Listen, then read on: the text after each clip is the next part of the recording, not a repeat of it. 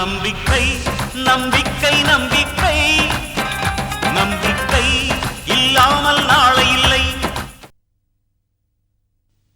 அன்னைக்கு என்ன பார்த்து எல்லாரும் சிரிக்கிற மாதிரி பண்ணாங்க. ஆனா இன்னைக்கு நிலைமைய பாத்தீங்களாப்பா? வசந்துக்கும் சிந்தாமணிக்கும் ஜெயில்னா என்னன்னு காட்டலான்னு இருக்கேன். புரியுதுமா, செய். உன் மனசுக்கு என்ன தோணுதோ அதையே செய்யுமா. மாலினி மேடம், லாயரை கூட்டிட்டு நேரா கமிஷனர் ஆபீஸ்க்கு போங்க. வசந்த் மேலையும் சிந்தாமணி மேலையும் உடனே செக் மோசடி கேஸ் கொடுங்க. தேவையான பேப்பர்ஸ் ரெடி பண்ண சொல்லுங்க. நான் உடனே சைன் பண்றேன். Okay madam. இன்னைக்கே அரெஸ்ட் பண்ணி ஆகணும். நாளையிலிருந்து 3 நாள் கோர்ட் லீவ். பெயில் கூட வாங்க முடியாது. ஏசி ரூம்லயே இருந்து பழகுனவங்களுக்கு வெளி உலகமும் கொஞ்சம் புரியட்டும். ஜெயராம், விஷயம் முடியற வரைக்கும் ரகசியமாவே இருக்கணும். Understand? Okay madam. You may go now.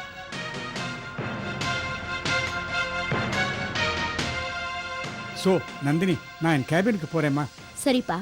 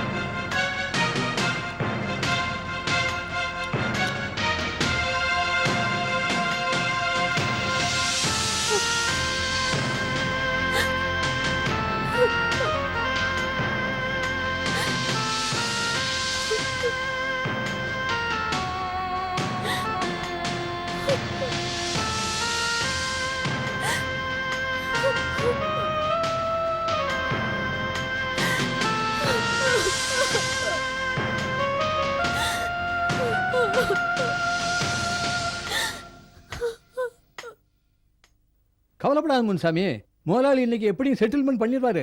சந்தோஷமா இருக்கலாம்.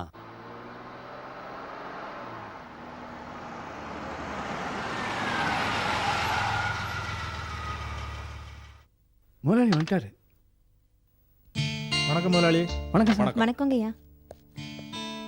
ஆறுமுகம், முனுசாமியோட செக் ரெடியா இருக்கா? எல்லாம் போட்டு ரெடியா வச்சிருக்கேன் சார். உங்க கையால கொடுக்கணும்னா காத்துக்கிட்டு இருக்கிறேன். இந்தாங்க முனுசாமி, உங்க செட்டில்மெண்ட் பணம். இதை பத்திரமா பேங்க்ல போட்டு வச்சுங்க. மாசம் வர வட்டி பணத்தை மட்டும் எடுத்து செலவு பண்ணுங்க. முதலாளி, என்ன மறந்துடாதுங்க முதலாளி. எனக்கு எதனா ஒன்று ஆச்சுன்னா என் குடும்பத்தை நீங்க தான் பார்த்துக்கணும். உங்களுக்கு ஒன்றும் ஆகாது முனுசாமி. எங்க கம்பெனிக்காக கையை இழந்தவர் நீங்க. நீங்க உங்க கையை இழந்தாலும் நாங்க உங்களை இழக்க மாட்டோம். உங்களுக்கு எப்ப என்ன பிரச்சனை இருந்தாலும் தாராளமா என்ன வந்து பார்க்கலாம். சரிங்க முதலாளி. நீங்க நல்லா இருக்கணும் ஐயா. சரி சரி, வரையா. புறப்படுங்க.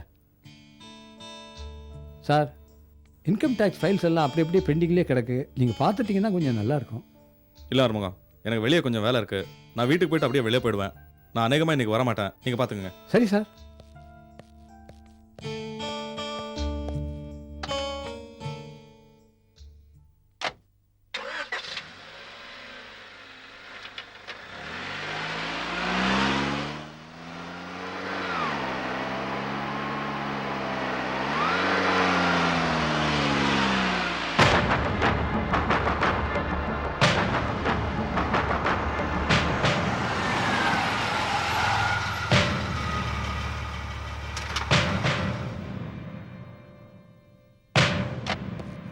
சார், உங்க எம்டி மிஸ்டர் வசந்த்குமாரை பார்க்கணும். இப்போ அவரை பார்க்க முடியாது சார்.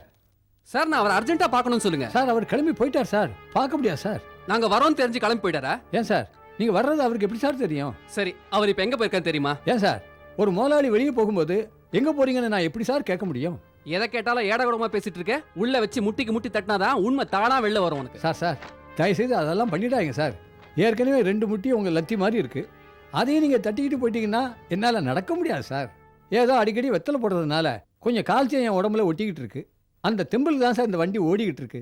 சார், இப்போ உங்களுக்கு என்ன வேணும்னு கேளுங்க, சொல்கிறேன். உங்க எம்டி மிஸ்டர் வசந்தோட செல் நம்பர் தெரியுமா? எனக்கே சரியாக ஞாபகம் இல்லை. ஞாபகப்படுத்தி பார்க்குறேன். சரி, ஞாபகம் வச்சுங்க.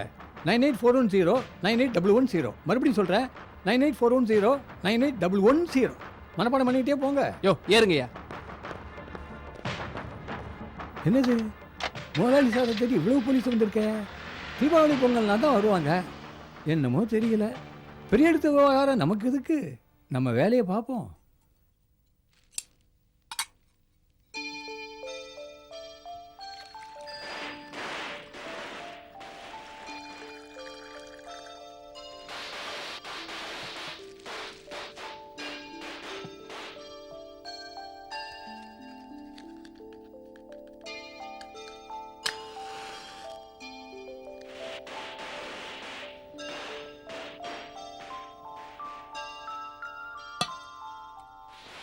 தீபாவளி நெருங்கிடுச்சு, குழந்தைங்கள்லாம் பட்டாசு வெடிச்சிட்டு இருக்காங்க. நானும் சின்ன வயசில் கேலண்டரை பார்த்து பார்த்து எப்படா தீபாவளி வரும் நாளை எண்ணிக்கிட்டு இருப்பேன். எங்கள் அப்பா பட்டாசு வாங்கி கொடுன்னு தொந்தரவு பண்ணிக்கிட்டே இருப்பேன். உங்கள் அண்ணனுக்கு விவரம் தெரிஞ்ச பிறகு என்ன மாதிரியே என்கிட்ட பட்டாசு வாங்கி கொடுன்னு நச்சரிச்சான். அவன் பட்டாசை எவ்வளோ தைரியமாக வெடிப்பான் தெரியுமா? ஒன்று இடுப்பில் தூக்கி வச்சுக்குவான், ஒரு 10 முழ கொம்பை எடுத்துக்கிட்டு அந்த பக்கம் ஒரு ஊசி வெடியை சொருகி விளக்கில் அப்படியும் இப்படியும் ஆற்ற அழகிருக்கேன். பக்கத்து வீட்டுக்காரர், டேய் நீ இந்த பட்டாசை வெடிக்கிறதுக்குள்ள அடுத்த தீபாவளியே வந்துடும்னு கிண்டல் பண்ணுவார். அதெல்லாம் சந்தோஷமான நாட்கள். இப்போத்தான் உலகத்தில் தினந்தோறும் தீபாவளி ஆயிடுச்சே. என்னப்பா சொல்றீங்க? நாட்டுக்கு நாடு எங்கேயோ ஒரு பக்கம் வெடிச்சுக்கிட்டு தாம்மா இருக்கு. அப்பா அவர் வந்துட்டார் போல இருக்கு, வாங்க பார்க்கலாம். வாங்க மாப்பிள்ள, உட்காருங்க. எப்படி இருக்கீங்க? நல்லா இருக்கு. நல்லா இருக்கும். வீட்ல அத்தை அண்ணி எல்லாம் நல்லா இருக்காங்களா? எல்லாம் நல்லா இருக்காங்க. உட்காருங்க. Excuse me. ஹலோ. இன்ஸ்பெக்டரா? எந்த ஸ்டேஷன்? நாளைக்கு ஆஃபீஸில் பார்க்கலாமே. ஓ சரி, நம்பர் 18 லேக் ஏரியா நுங்கம்பாக்கம். சரி வாங்க, நான் வெயிட் பண்ணுறேன். வாங்க. யார் மாப்பிள்ள? போலீஸ் இன்ஸ்பெக்டர் என்ன பார்க்கணுமா? எதுக்கு மாப்பிள்ள? தெரியல, பாஸ்போர்ட் ரெனியூவல் கொடுத்துருந்தேன். பொதுவாக ரெனியூவலுக்கு என்கொயரி எல்லாம் வரமாட்டாங்க. ஒருவேளை இப்போ வராங்களோ என்னமோ, யாருக்கு தெரியும். ராமையா, சாரி, இன்னும் எனக்கு ராமையானே வருது. பரவாயில்ல மாப்பிள்ள, அப்படியே கூப்பிடுங்க, அதான் எனக்கு சந்தோஷம். நான் ஏற்கனவே சொல்லியிருக்கேனே. சரி இந்தாங்க, உங்களுக்கு வேஷ்டி சட்டை துண்டெல்லாம் இருக்கு. இதெல்லாம் எதுக்கு மாப்பிள்ள? இருக்கட்டும் ராமையா, இது வரைக்கும் நான் உங்களுக்கு எதுவும் வாங்கி கொடுத்ததில்ல. தீபாவளி வர வருதுல்ல. ஜெயந்தி, இந்தா ஜெயந்தி, தீபாவளிக்கு பட்டு போடுவேன்.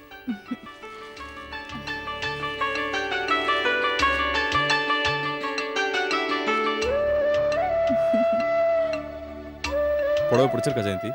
ரொம்ப நல்லா இருக்குங்க. இப்போ எதுக்கு இவ்வளோ காஸ்ட்லியான புடவை? காஸ்ட்லிலாம் ஒன்றும் இல்லை, இந்த புடவை நீ கட்டிக்கிட்டா நல்லா இருக்கும்னு எனக்கு தோணுச்சு, அதான் வாங்கிட்டு வந்தேன். ஜெயந்தி கூட உங்களுக்கு ஒரு சட்டை வாங்கி வச்சிருக்கா மாப்பிள்ள. அப்படியா? ஆமா ஜெயந்தி, எங்கள் அம்மாவை தவிர எனக்கு யாரும் துணி வாங்கி கொடுத்ததே இல்லை. தேங்க்ஸ். கொஞ்சம் இருங்க, எடுத்துட்டு வரேன். உட்காருங்க மாப்பிள்ள. பிஸ்னஸ் எல்லாம் எப்படி இருக்கு மாப்பிள்ள? நல்லா போயிட்டு இருக்கு. கம்பெனியை விட்டு வந்ததுலேருந்து எனக்கு அதே ஞாபகம் தான். நீங்க இல்லாம ரொம்ப கஷ்டமா இருக்கு, அவ்வளவுதான். இந்தாங்க. பியூட்டிஃபுல், ரொம்ப நல்லா இருக்கு. நீங்க காஸ்ட்லியான ஷர்ட்ஸ் எல்லாம் போட்டிருப்பீங்க, இது என் சம்பளத்துல வாங்கினது. ஜெயந்தி, இந்த ஷர்ட்ல உன்னோட உழைப்பும் அன்பும் மட்டும் தான் எனக்கு தெரியுது, விலை தெரியல. தீபாவளிக்கு அத்தை உங்களுக்கு நிறைய துணியெல்லாம் எடுத்திருப்பாங்க, அது எல்லாத்தையும் போட்டுட்டு கடைசியில் கொஞ்ச நேரம் நீங்கள் இந்த ஷர்ட்டை போட்டுக்கிட்டீங்கன்னா எனக்கு ரொம்ப சந்தோஷமா இருக்கும். தீபாவளி வரைக்கும் ஏன் வெயிட் பண்ணோம்? இப்போ போட்டுக்கிறேன். ஜெயந்தி, மாப்பிள்ளைக்கு டிஃபன்லாம் ரெடியாமா? ரெடியா இருக்குப்பா.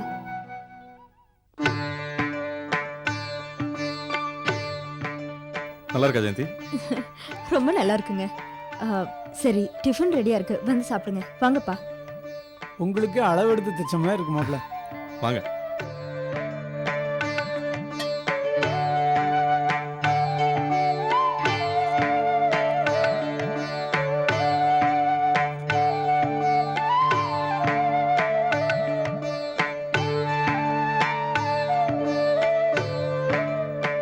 மிஸ்டர் வசந்த். S inspector. 10 லட்சம் ரூபாய் செக் மோசடி வழக்குல உங்களை அரெஸ்ட் பண்ண வந்திருக்கோம். ஏன் இன்ஸ்பெக்டர், என்ன அரெஸ்ட் பண்ண வந்திருக்கீங்களா? ஆமா சார், ராம்கோபால் கம்பெனிக்கு நீங்க கொடுத்த 10 லட்சம் ரூபாய் செக் ஹானர் ஆலேன்னு உங்க பேர்ல கம்ப்ளைண்ட் பண்ணிருக்காங்க. உங்களை அரெஸ்ட் பண்ண சொல்லி எங்களுக்கு அரெஸ்ட் வாரண்ட் வந்திருக்கு. இந்தாங்க.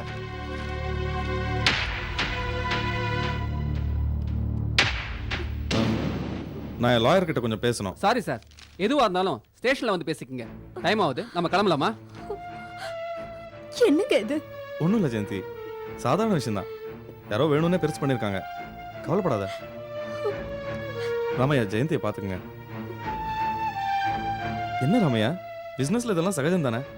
நீங்களே எப்படி கலங்குனா அப்புறம் ஜெயந்தி எப்படி புரிஞ்சுப்பா? நான் என் காரில் வரலாமா? சாரி சார், நீங்க உங்க கார்ல வரதுக்கு நான் பர்மிஷன் வாங்கணும். வேணும்னா உங்க காரை இவங்க யாராவது கொண்டு வர சொல்றேன். ஓகே, போலாம் வாங்க. ஜெயந்தி, அம்மாவுக்கு மட்டும் கொஞ்சம் இன்ஃபார்ம் பண்ணிடு, அவங்க பார்த்துப்பாங்க. மாப்பிள்ள, நான் வேணா வக்கீலை பார்த்துட்டு. வேண்டாம் ராமையா, நம்ம லாயர் இருக்காரு, அவர் பார்த்துப்பாரு.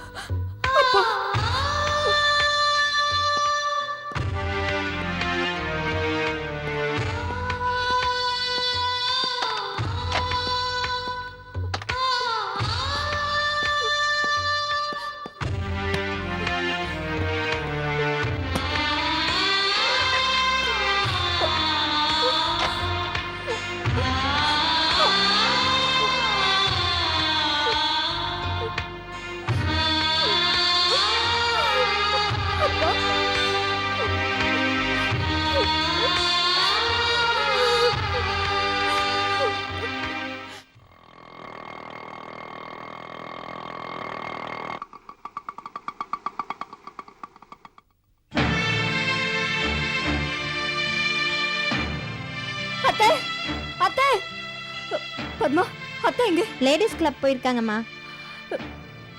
சரி.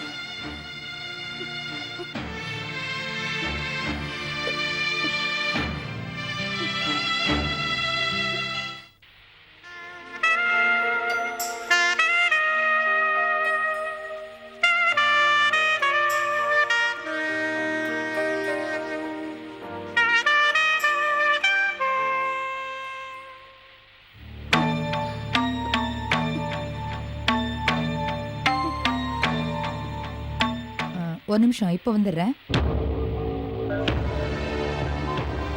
ஜெயந்தி, என்ன விஷயம்? எதுக்காக இங்க வந்த? இதெல்லாம் என்ன மாதிரி பெரிய மனுஷங்க வர்ற இடம் இல்ல அத்தை, நான் வீட்டுக்கு தான் போயிருந்தேன். வீட்டுக்கா? எங்க உறவே வேண்டான்னு தானே அறுத்துட்டு போனேன். இப்ப எதுக்காக வீட்டுக்கு போனோம்? நீ தனியா போயிட்ட, என் பையனை உன் கூடவே வந்துருவான்னு பாத்தியா? அத்தை ப்ளீஸ், தயவு செஞ்சு நான் சொல்றதை கேளுங்க. உங்களை தேடி நான் லேடிஸ் கிளப் போயிருந்தேன். அவங்க தான் கிளப் மீட்டிங் இந்த ரெஸ்டாரண்ட்ல நடக்குதுன்னு சொன்னாங்க. அவரை போலீஸ்ல புடிச்சிட்டு போயிட்டாங்க அத்தை. போலீஸ் அரெஸ்ட் பண்ணிட்டு போயிட்டாங்களா? ஆமா அத்தை. ஏன்? கம்பெனில ஏதோ ப்ராப்ளம்னு அவரை கூட்டிட்டு போயிட்டாங்க. உனக்கு எப்படி தெரியும்? அவரு எங்க வீட்ல உட்காந்து சாப்பிட்டுட்டு இருக்கும் போதுதான். ஓ, உன் வீட்டுல தான் இருந்தானா? அதான் அவனுக்கு நிம்மதி இல்லாம போச்சு. நீ வந்த நேரமே அவனுக்கு சரியில்லை. சரி சரி, நான் பாத்துக்கிறேன், நீ போ.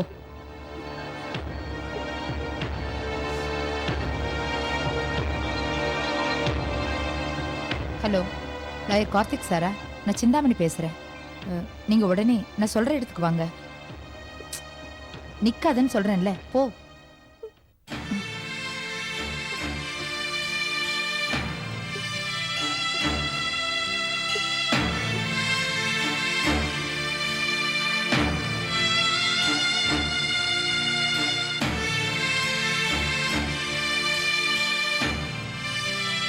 நான் இன்ஸ்பெக்டர் பேசுறேன். சொல்லுங்க சார். ஓகே, நான் பாத்துக்கிறேன். ஓகே.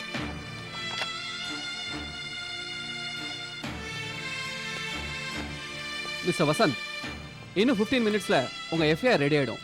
அதுக்குள்ள ஏதாவது சாப்பிட்றீங்களா? Coffee, tea? அதெல்லாம் ஒன்றும் வேணாம் சார். உங்கள் ரூல்ஸ் படி நீங்கள் என்ன செய்யணுமோ அதை செய்யுங்க. ஓகே.